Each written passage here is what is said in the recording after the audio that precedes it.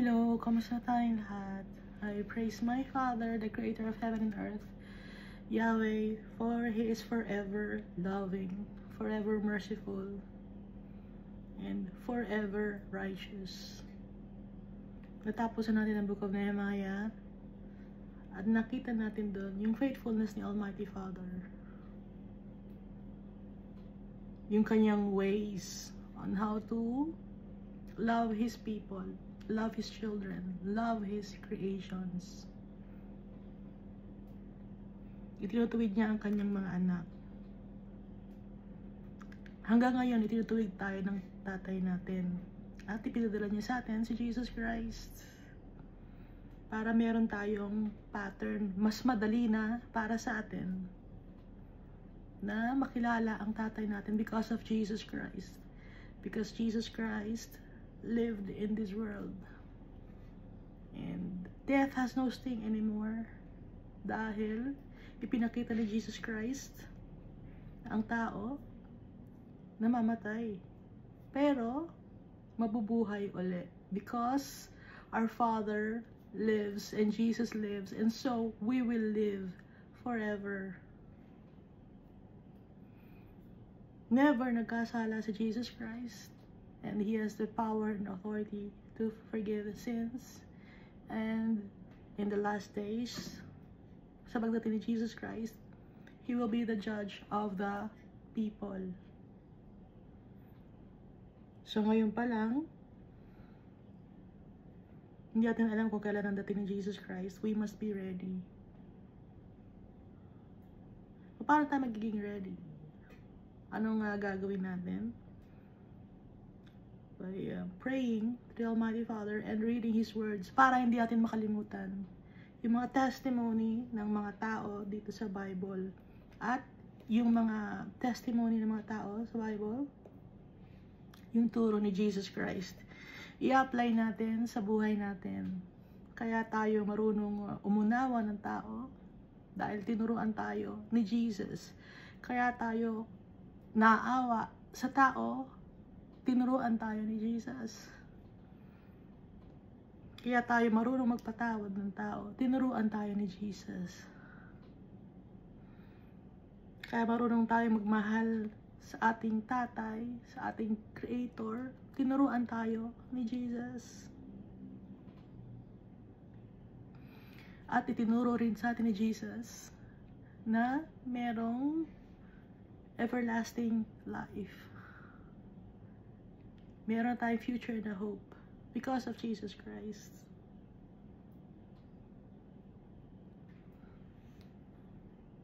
Patawad tayo sa ating mga kasalanan.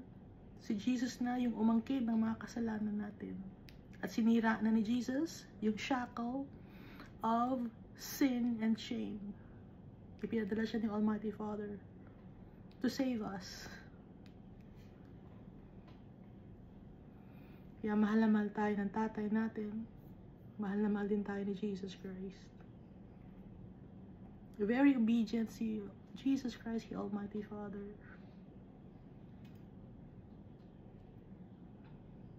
So, ang gagayahin natin si Jesus Christ.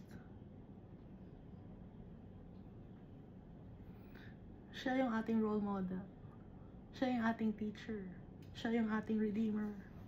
Siya yung ating Messiah. Siya yung ating good shepherd. Faithful and true. Lahat ng katotohanan sinabi ni Jesus Christ. Never nagsinungaling. Walang kasinungalingan na lumabas sa kanyang bibig. Walang kasalanan siyang ginawa. At kahit nung siya ay pinatay, sa anong sabi niya? Father, forgive them, for they do not know what they are doing.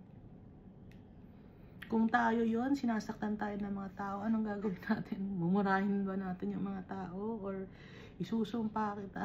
Ganun, di ba? Pero si Jesus Christ, anong ginawa? Father, forgive them, for they do not know what they are doing. Very humble. Gagayahin natin si Jesus Christ. And King si Jesus Christ, and then He lived in this world bilang isang tao na mahirap, Wala siyang lupain. Wala man lang siyang bahay. Si Jesus Christ.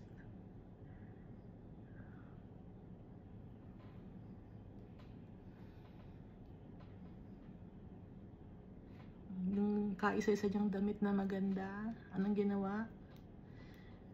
Kinuha ng mga soldiers and they cast lots, no?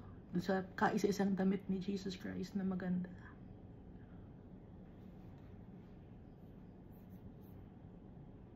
At lahat, sinishare ni Jesus Christ sa mga tao. Hindi siya selfish. Pag may nagbibigay sa kanya ng mga offerings, tumutulong din si Jesus Christ sa mga tao. Hindi niya sinasakop yung offering. Hindi kagaya ni Judas. Kaya wag tayong maging gaya ni Judas, nasakin, selfish, ganid, greedy. Dahil hindi ito ang buhay natin sa mundo, tayo nakafocus. Nakafocus tayo sa buhay natin, sa nakasama ang tatay natin, at saka si Jesus Christ, and all the heavenly beings, and our brethren na nauna na sa atin. And we will live forever, for all eternity. That's the perpetual covenant of our Father with His children. Tayo, anak tayo ni Almighty Father. Kaya hindi tayo dapat sumunod sa agos ng mundo na to. Sabi ni Almighty Father, come out of her, my people. Sino yung come out of her? Tayo, aalis tayo sa kanya. Sino yung her? Mundo. No? Come out of her, my people. Huwag tayong makisali sa kung ano man ang gawain ng mundo na to.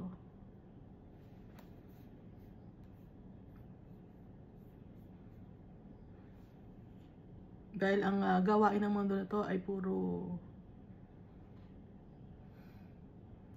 pride, greediness, wickedness, yung mga evil things. At darating yung time na all the wickedness will be thrown into the lake of fire. At tayo, ng mga anak ni Almighty Father, sa Kanya tayo. We now have a future and a hope because of Jesus Christ.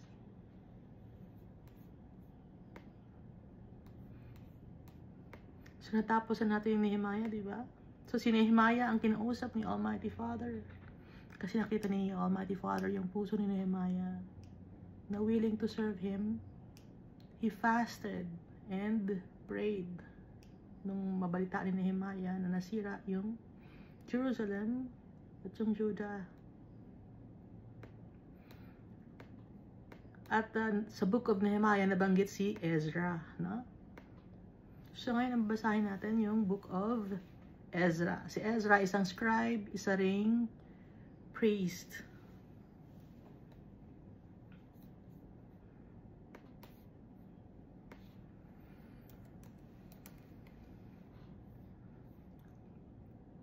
Ezra means help or helper, or God helps. Kasi yung longer Hebrew name, Azaryahu, which means God helps. Ang pangalan niya Ezra, kaya help, tulong.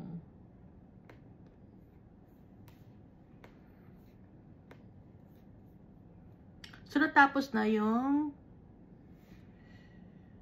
pananakop ng Babylon. Kasi natapos yung pananakop ng Babylon, yung kanyang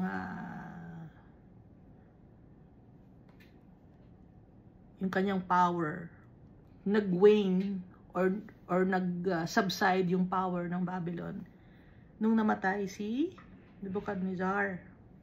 Ang pumalit yung kanyang mga anak, di ba? Yung anak niya si Evil Marduk na 2 years lang nag-reign. So natapos yung Babylon, sinakop sila ng Persia. Natalo sila ng Persia.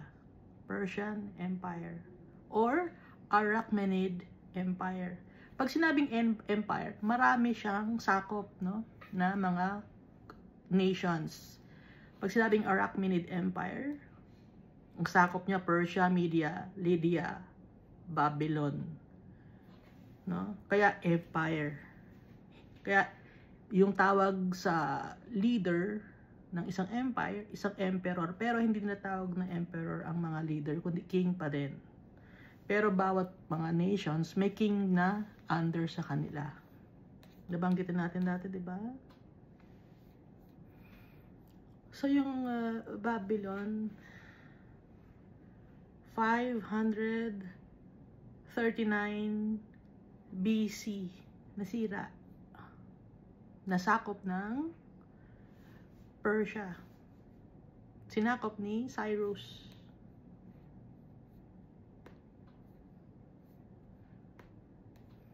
So basahin natin ng Ezra chapter 1. Now in the first year of Cyrus, king of Persia. Kahit king na siya ng Persia, siya pa rin yung king ng Babylon. Kasi nga, parang tinuturo na emperor. Dahil marami siyang, ang kulit ko, marami siyang sakop na Lydia, Media, ganon. Ano pa? Lydia, Media, Babylon, Persia. Maraming mga nations siyang hawak. Now in the first year of Cyrus, king of Persia, that the word of the Lord by the mouth of Jeremiah might be fulfilled. The Lord stirred up the spirit of Cyrus, king of Persia, so that he made a proclamation throughout all his kingdom and also put it in writing. So nagbigyan ng isang decree si King Cyrus ng Persia para matupad yung prophecy na binigay ni Almighty Father kay Jeremiah. Kung napapansin niyo, tuwing nagkakasala ang mga tao, napupunta sila sa kaaway, no? Tapos, pag napunta sila sa kaaway, hihingi sila ng tulong kay Almighty Father. Tinutulungan sila ni Almighty Father. Ginagawa ni Almighty Father to teach the people.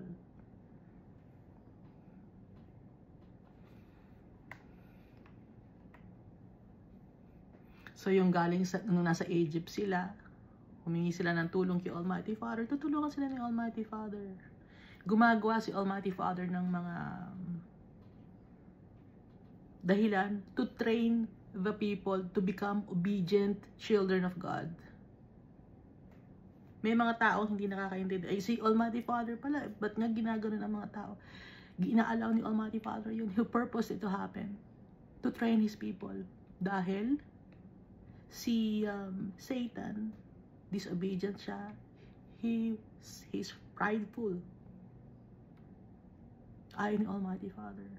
Ng mga ganun ang kanyang mga anak. Kaya tinuturuan niya na maging humble and obedient.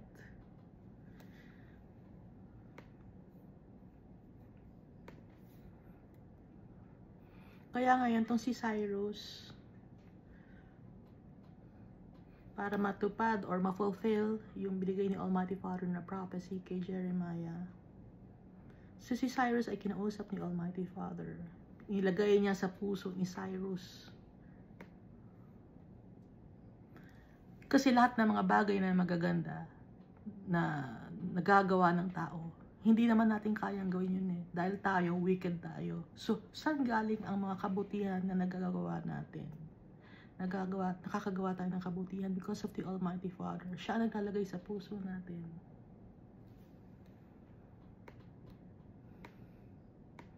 Cyrus, king of Persia, so that he made a proclamation all throughout all his kingdom and also put it in writing, saying, Thus says Cyrus, king of Persia, all the kingdoms of the earth, the Lord God of heaven has given me.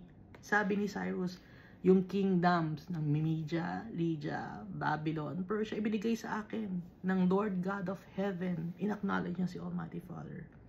And He has commanded me to build Him a house at Jerusalem, which is in Judah. Sabi ni Cyrus. Nakita ba ni Cyrus si Almighty Father? Hindi niya nakikita si Almighty Father. Gaya natin, hindi rin natin nakikita si Almighty Father. Pero, bakit tayo naniniwala kay Almighty Father? It's because we have faith in our Father. Nakikipag-usap siya sa puso natin. Nilalagay niya sa puso natin yung kabutihan. yung pagmamahal sa kapwa-tao. At may mga proof. Itong Bible, proof to of the goodness of our God. Verse 3, who is among you of all his people? May his God be with him, and let him go up to Jerusalem, which is in Judah. Pinababalik niya yung mga tao na gustong bumalik sa Judah at Jerusalem. Alam natin na yung Jerusalem ay nasa loob ng Judah. And build the house of the Lord God of Israel. He is God, which is in Jerusalem. So, nung time na yon, ang temple ni Almighty Father nasaan? Nasa Jerusalem.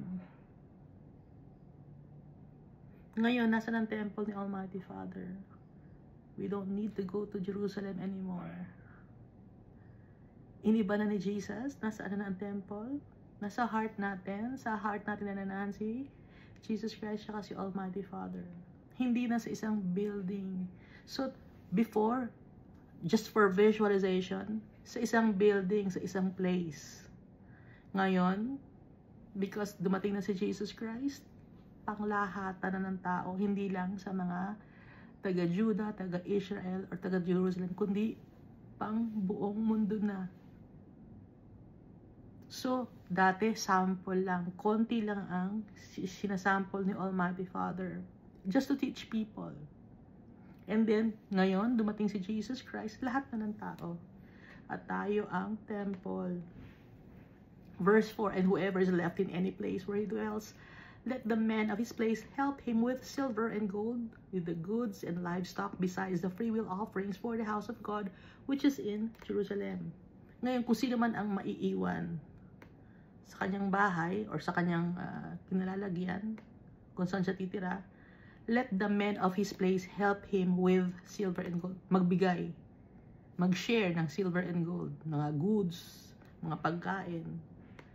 Bigay lang yon, besides the free will offerings for the house of God, which is in Jerusalem. Mag-share. Inuutusan ni Cyrus.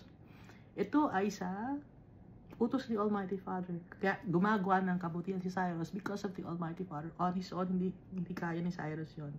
Gaya natin, on our own, we cannot do good deeds. Verse 5, then the head of the fathers' houses of Judah and Benjamin, and the priests and the Levites, with all whose spirits God had moved, arose to go up and build the house of the Lord, which is in Jerusalem. So may mga kinausap si Almighty Father, no? With all whose spirits God had moved, or God had stirred, or God had stirred up. Kinausap ni Almighty Father. Inilalagay sa puso natin. Sa kanila inilagay sa puso nila, pumalik sila ng Jerusalem to rebuild the house of the Lord sa Jerusalem.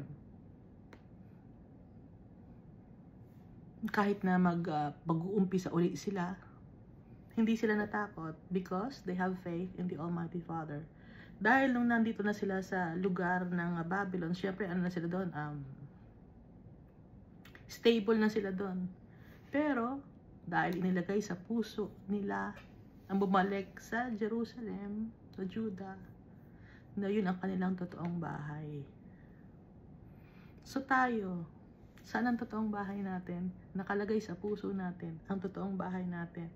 Ang totoong home natin, kasama si Almighty Father at si Jesus Christ.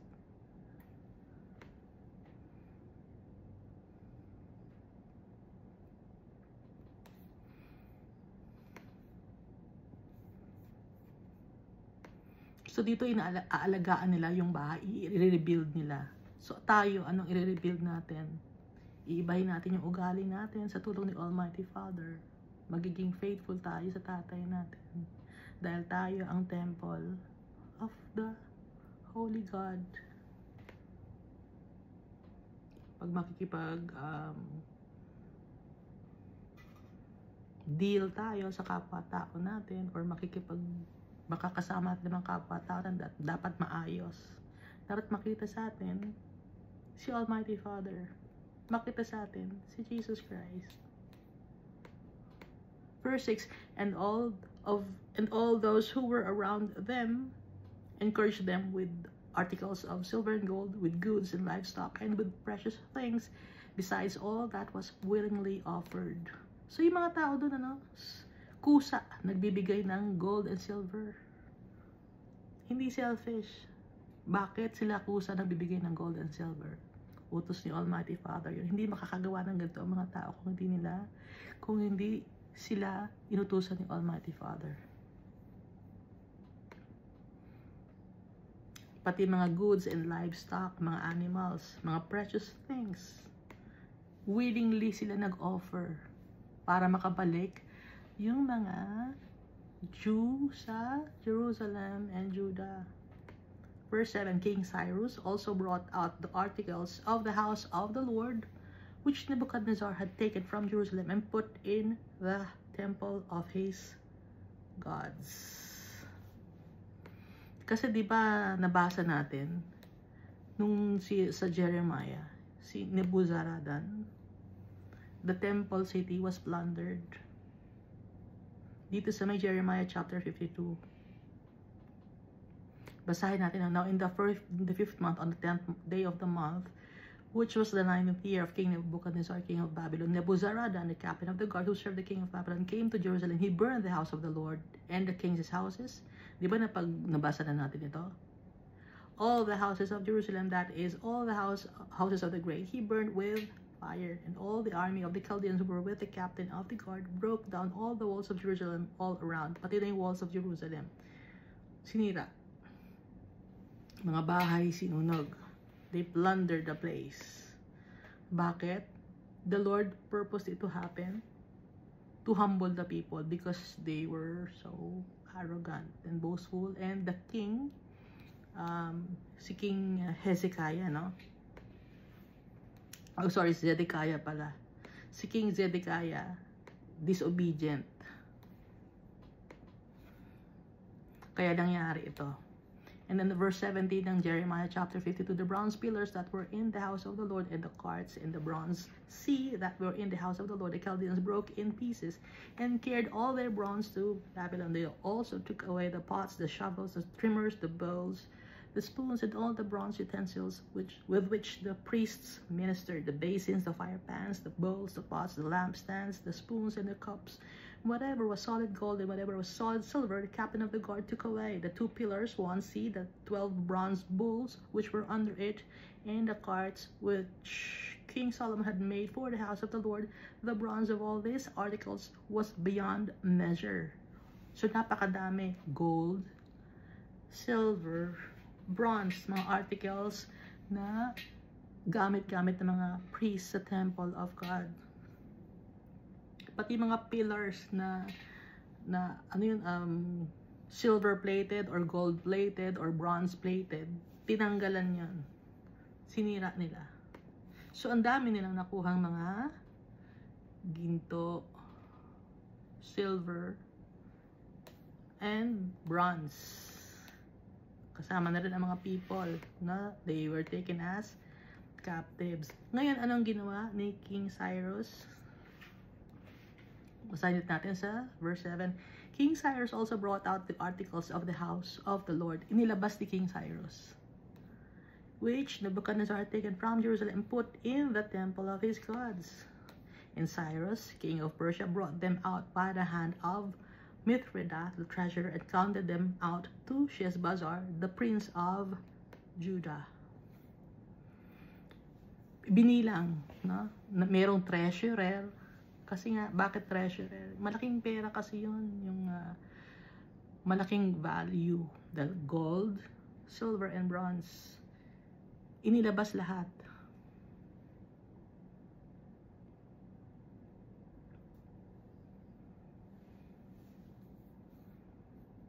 Ibabalik sa Jerusalem and counted them out to Sheshbazzar. Si Sheshbazzar ay isang Jew. So siya isang prince of Judah. Nakasama siya sa mga captives, no? Kaya siya nandun sa Babylon. Pero sa kanya, binilang sa harap niya. This is the number of them. 30 gold platters, 1,000 silver platters, 29 knives. Dami, no? 30 gold basins, 410 silver basins of a similar kind, and 1,000 other articles. Mga iba-iba, halo-halo na mga articles or mga gamit sa temple na mamahalin, gold, silver, and bronze. All the articles of gold and silver were 5,400. All this Sheshbazzar took with the captives who were brought from Babylon to Jerusalem. Dala-dala ni Sheshbazzar nung bumalik sila ng Jerusalem. Ang dami, di ba? So, binigay kay Sheshbazzar. Ngayon, yung mga from Babylon, babalik sila ng Jerusalem. So, dala-dala ni Sheshbazzar yon. So, dun sa ginagawang temple ni Nehemiah, di ba si Nehemiah ang nanguna sa paggagawa ng Jerusalem wall, tsaka ng mga temple. Siya yung governor ng Judah, no? Yung ibinalik ang mga articles dun sa temple.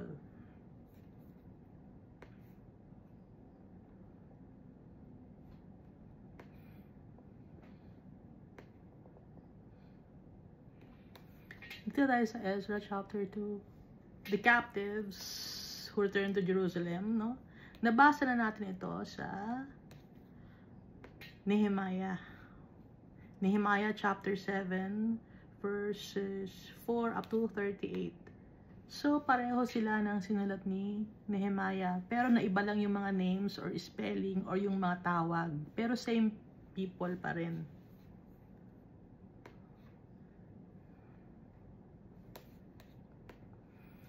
No, these are the people of the province who came back from the captivity of those who had been carried away, whom Nebuchadnezzar, king of Babylon, had carried away to Babylon, and who returned to Jerusalem and Judah, everyone to his own city. Bumalik sa Jerusalem at sa Judah. Lahat doon sa kanilang sariling city. Those who came with Zerubbabel were Joshua, Nehemiah, Seraiah, Reliah, Mordecai, Belshan, Mispar, Bigvai, Rehum, and Baana. Nakita niyo to, di ba, yung mga names na to na binanggit din sa Book of Nehemiah. The number of the men of the people of Israel, the people of Parosh, 2,172. The people of Shephatiah, 372. The people of Ara, 775. The people of Pahath Moab, of the people of Joshua and Joab, 2,812. The people of Elam, 1,254. The people of Zatu, 945. The people of Zakkai, 760. Ang dami, no? Na nabasa natin sa Nehemiah. The people of Bani, 642. The people of Bebai, or Bigbai, 623. The people of Asgod, 1,222. The people of Adonicam, 666. The people of Bigvai, 2,056. The people of Adin, 454. The people of Ater of Hezekiah, 98. The people of Bezai, 323. Binilang yung mga bumalik. The people of Jorah, 112. The people of Hasham, 223. The people of Gibar, 95. The people of Bethlehem, 123.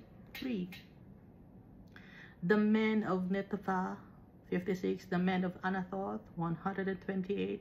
The people of Azmaveth, 42. The people of Kirjath Arim, Shaphirah, and Beeroth, 743. The people of Ramah and Geba, 621. The people of Michmas, 122.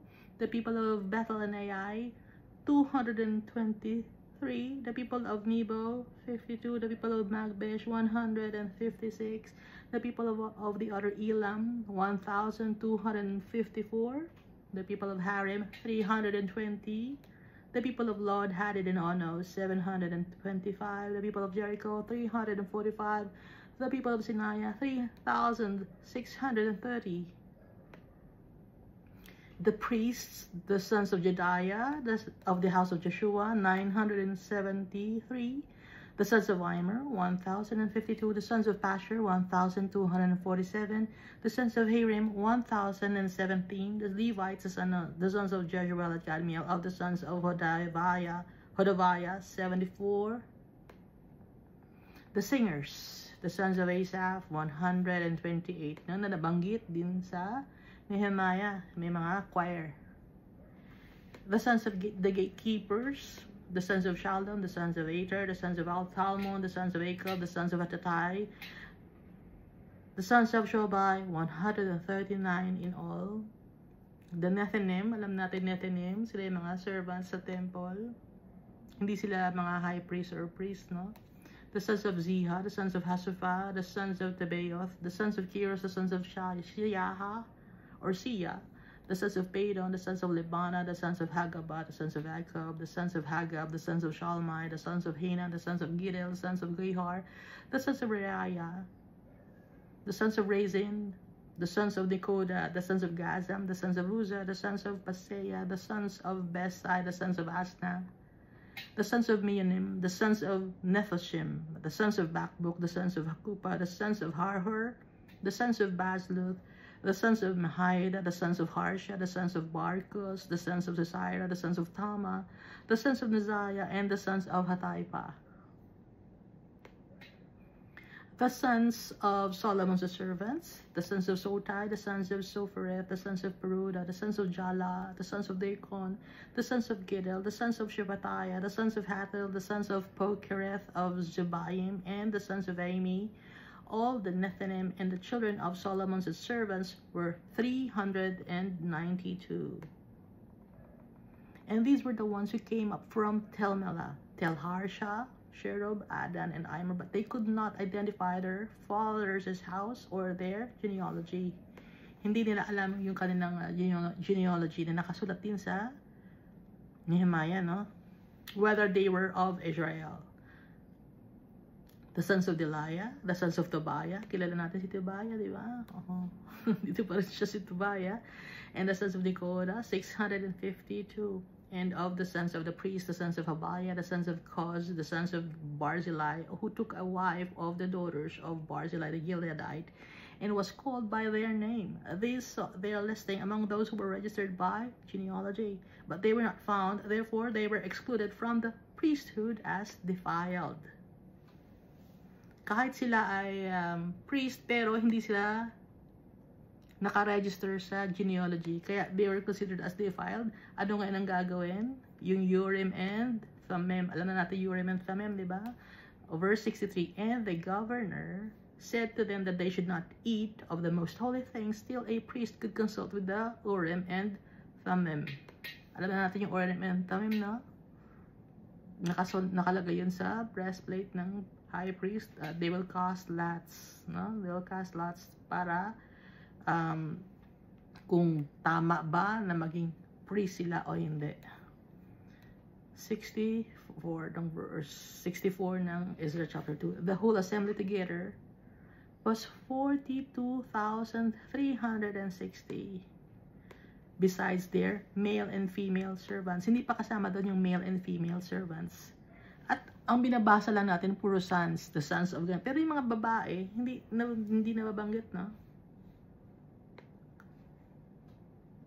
Of whom there were 7,337, and they had 200 men and women singers. The horses were 736, their mules 245, their camels 435, and their donkeys 6,720.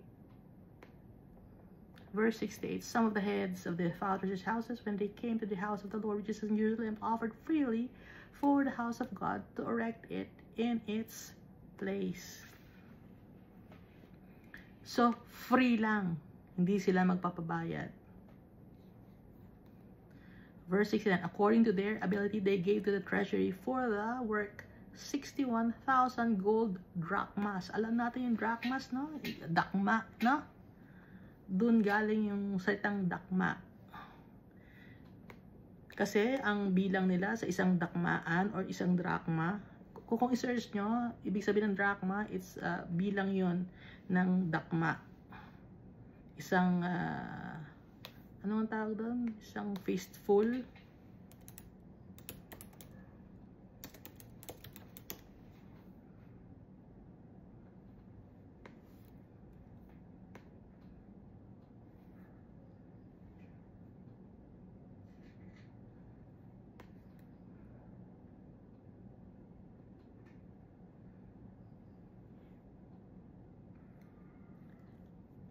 Handful, no?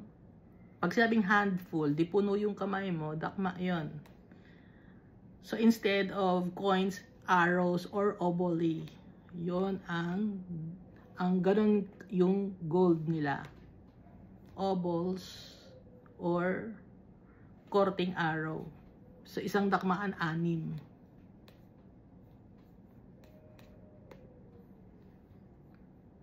5,000 minas of silver and 100 priestly garments. Donation, no? Or offering nila. Walang bayad yun. Kusang ibinibigay. Walang nanghihingi, kusa. Verse 70, so the priests and the Levites, some of the people, the singers, the gatekeepers, and the Nethinim dwelt in their cities, and all Israel in their cities. So nabanggit na rito, hindi lang Judah, hindi lang mga taga Jerusalem, kundi all Israel. Kasi halo-halo na sila. Inalaw ni Almighty Father na mangyari yon, na i-conquer sila ng Babylon, nang sa ganun mabuo uli sila as a nation. Dahil nga, ulitin ko yung kasalanan dati ni King Solomon, kaya nagkahiwalay ang kingdom. So, ang galing ni Almighty Father, di ba? Hindi alam ng tao yung purpose ni Almighty Father na kaya pala sila magiging captives ng Babylon dahil bubuuin ulit sila ni Almighty Father. So, si Almighty Father, sinisira niya. Bakit sinisira ni Almighty Father? Para maging humble ang tao. Para maibaba ang pride ng mga tao. At pag nababa na ang pride ng mga tao at natuto na ang mga tao, ibabalik niya uli. Binibless niya uli ang mga tao. Ganon si Almighty Father. So pag nagkakasala tayo, binabagsak tayo ni Almighty Father. Tinuturuan niya tayong leksyon dahil mahal niya tayo. Ngayon kung hindi natin naiintindihan yon, ang namamayani ngayon sa puso natin, dahil hindi tayo nakakaintindi, ay yung wickedness. Sino ba ang leader ng wickedness at ng kasinungalingan? Si Lucifer. Kung hindi natin naiintindihan ang puso ni Almighty Father, binubulag tayo ng wickedness at saka ng darkness.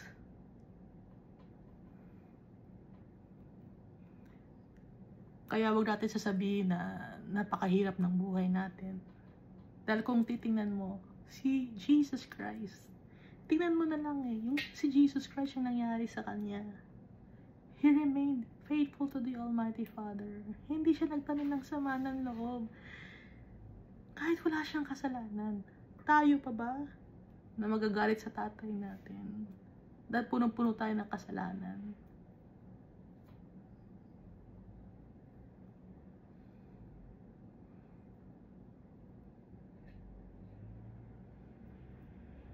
Puro-puro ng pagmamahal si Almighty Father, tapos tayo punong-puno ng kasalanan. Kaya kailangan nating malinis, kailangan tayong matuto. May mga tao na hindi nila matanggap. Bakit hindi nila matanggap? Because of pride.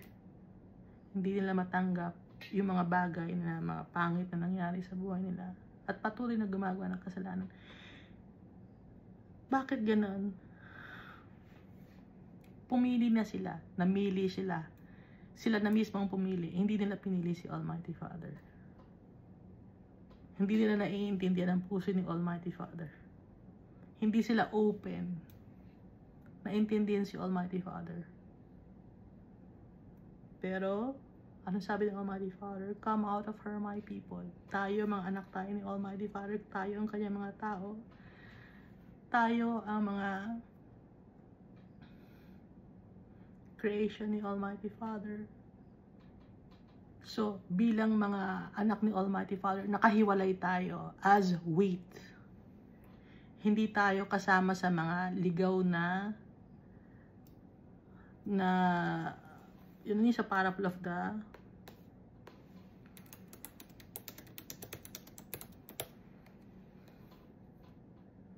hindi tayo kasama sa mga tares. Tayo yung mga wheat.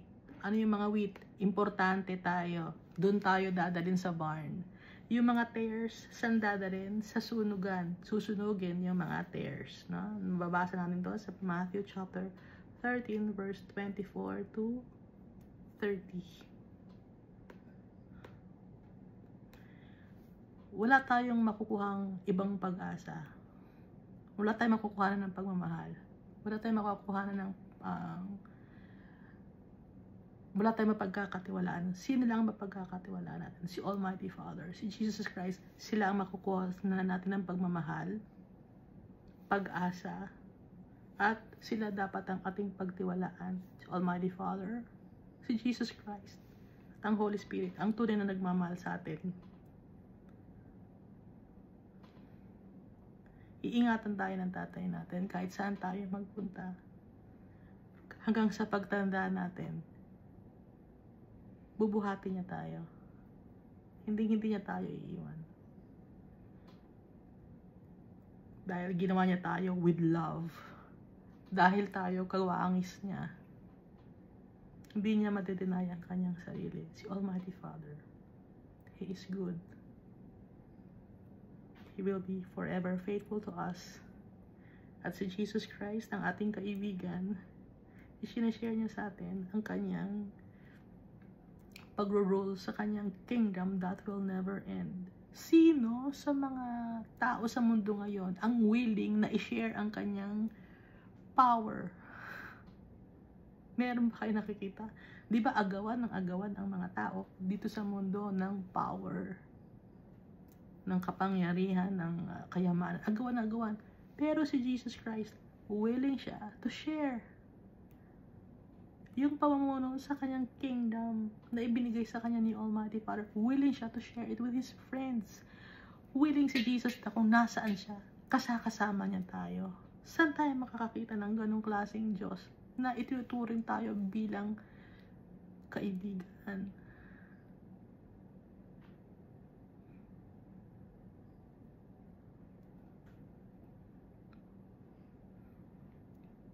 Lagi tayo magpe-pray and read the Bible.